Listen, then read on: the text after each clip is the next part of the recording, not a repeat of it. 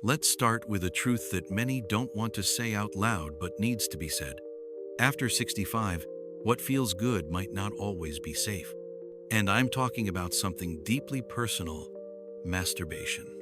For years, we've been told it's harmless, that it's healthy, that it's a private part of life that no one should judge. And that's true for the most part.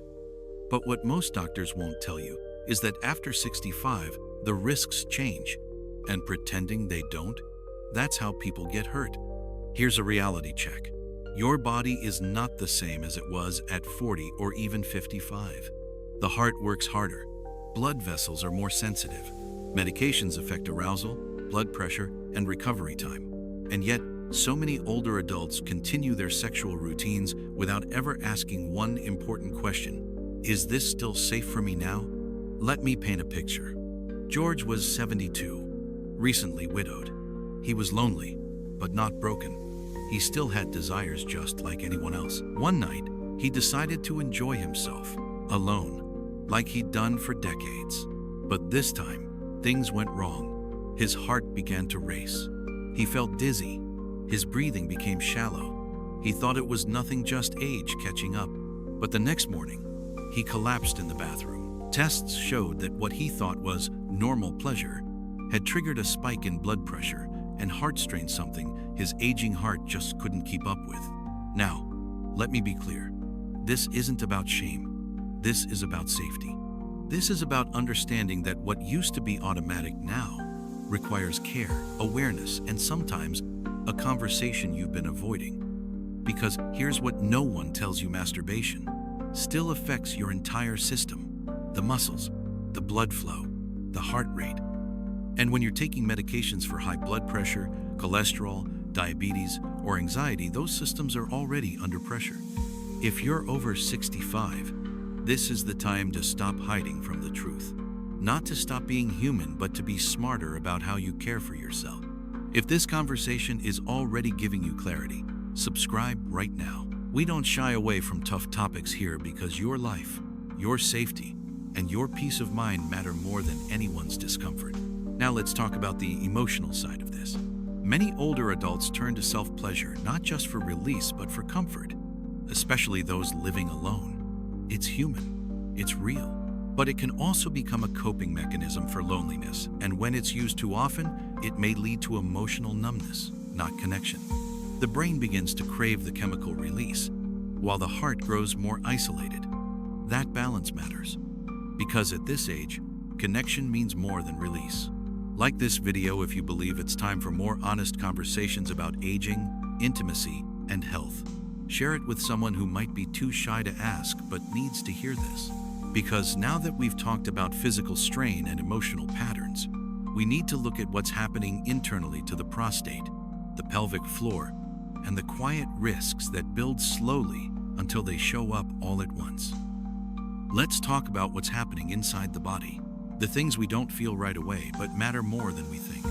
One of the most overlooked issues when it comes to self-pleasure after 65 is prostate health. For men, especially those who've had any symptoms of an enlarged prostate or BPH, this isn't just a small concern. Overstimulating that area, especially without proper hydration or after taking certain medications, can lead to swelling, discomfort, and even urinary retention. It might not happen the same day, but days later, you could suddenly feel like you can't fully empty your bladder, or like something just isn't right down there. You might chalk it up to age, but the truth is, your body tried to warn you. Then there's the pelvic floor, and this applies to women too. The muscles that support your bladder, bowels, and sexual function weaken with time, and aggressive or repetitive strain without proper awareness can lead to leakage, pressure, or even prolapse in severe cases. No one wants to talk about that. But you deserve to know, not because you need to stop, but because you need to be mindful, gentle, informed. There was a woman I met named Louise. She was 68, recently divorced, and trying to reconnect with herself after years of putting her needs last. She started exploring her body again privately, quietly, but never considered the effects of pelvic floor weakness. She ended up with pressure in her lower abdomen that wouldn't go away. After seeing a specialist, she learned she had mild prolapse brought on by a mix of age, weak muscles, and yes, forceful movement. She wasn't ashamed, she was frustrated. Why didn't anyone warn me? She asked. That's why we're having this conversation now. And here's something else to think about lubrication. After 60, our bodies change how much natural moisture they produce. For women especially, this can lead to micro-tears, irritation, and even infection if you're not using proper lubricant. For men, dry stimulation can cause sensitivity and broken skin, raising the risk of bacterial entry, especially for those with diabetes or circulation issues. But no one teaches this. No one explains that simple routines at 30 can become harmful at 70. If this information is helping you feel more seen, more equipped, more in control, subscribe now, because growing older shouldn't mean losing access to truth. It should mean having the freedom to live well, fully informed. And here's something we need to say clearly. This is not about stopping what gives you comfort. It's about doing it in a way that supports your health, not risks it. Because one day of pushing your body too hard could lead to weeks of recovery or worse, an emergency you didn't see coming. Like this video if you believe the elderly deserve better education, not shame. When it comes to intimacy and aging, share it with someone who might not know how to ask, but needs this information now more than ever. We've talked about the physical, the emotional, and the internal, but there's still one more truth left, the one most people never expect. What this can do to your heart, and not just emotionally, but medically. Now let's talk about the most serious risk of all, your heart. Not your feelings, not your emotional heart. I mean your actual physical heart, the one that's been working non-stop since the day you were born. As we age, that heart gets more sensitive to pressure, to stress, to sudden spikes in blood pressure or adrenaline. And that's what makes self-pleasure risky in ways most people never consider. Because even something as private and routine as masturbation triggers real physiological changes. Your breathing speeds up, your muscles tense, your heart rate spikes. Your blood pressure can rise sharply in a short amount of time. And if you have a heart condition, or if you're on medication for blood thinners, hypertension, or even cholesterol, that moment of pleasure could actually tip your body into a dangerous zone. We're not just talking about shortness of breath. We're talking about real episodes of heart strain, angina, palpitations, irregular heart rhythms. And the most dangerous part?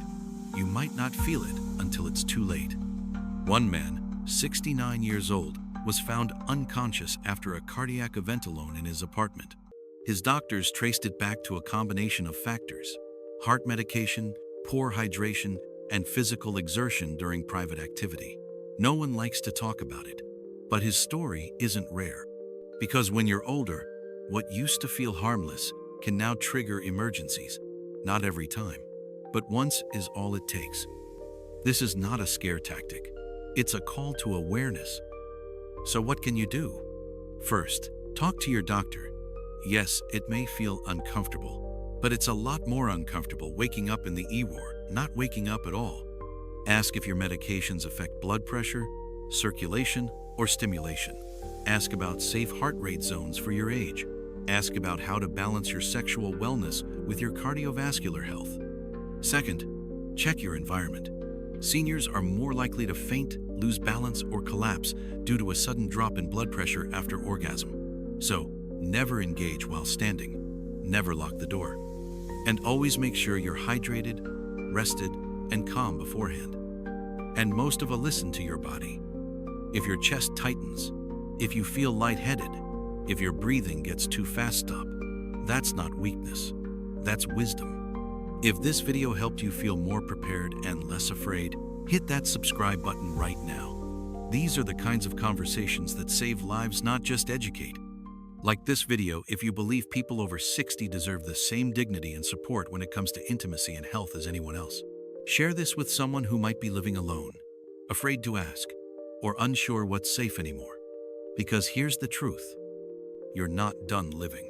But if you don't take action, you may stop living without even realizing it. And your body? It's been with you for decades. It's carried you through pain, joy, love, and loss. It deserves care, attention, and a little more caution now, not out of fear, but out of respect. Here's to living smart, living boldly, and protecting the parts of life that still bring you peace, pleasure, and power. You're still here. Make sure you stay.